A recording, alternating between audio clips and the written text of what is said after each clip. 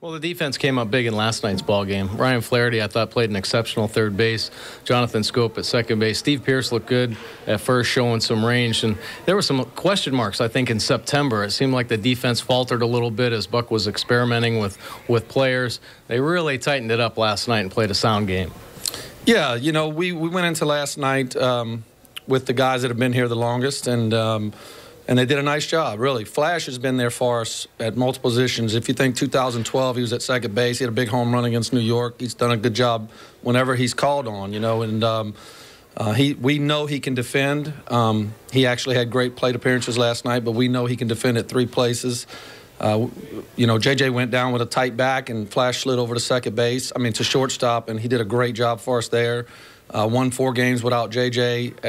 at shortstop. So, you know, we depend on him a lot. That gives us some flexibility. And again, you keep mentioning Jonathan.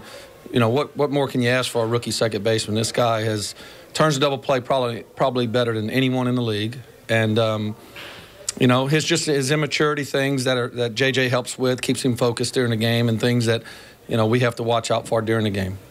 Well, let's move on to third base coaching. Now, you've been tested all season long. Baltimore Orioles aren't a fast team, but what we've seen this year is the ability to tag and advance on bases. They've gone first to third very well. Talk about your job a little bit, how you control the running game, the ability to send players and not send players.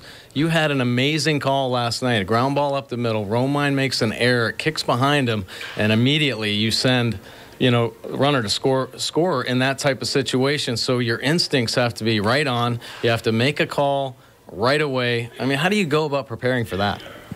Well, you said it's just instinctive, you know, and you try to go through all your checklist. You know, it was really a questionable send. If he's out, Cruz is coming up with 1 out. It's not a great potential situation. But you know what? Diaza gave me the chance. He came over hard. I saw him wanting to score, and once I saw the ball get behind the shortstop, I was going to force him to make a play, you know. So it all goes to the players. When the players do their jobs, it makes my job a whole lot easier. When they come to me good, give me opportunities, you know. And there are situations, Wayne Kirby helps a lot with the teaching of base running and guys looking for chances to take an extra 90 feet. If you think back when Buck took over here, he always talked about any way to gain 90 feet. And for the most part, our guys do it. We're not the fastest team, and we know that. So we do have to take advantages of 90 feet when we can get them.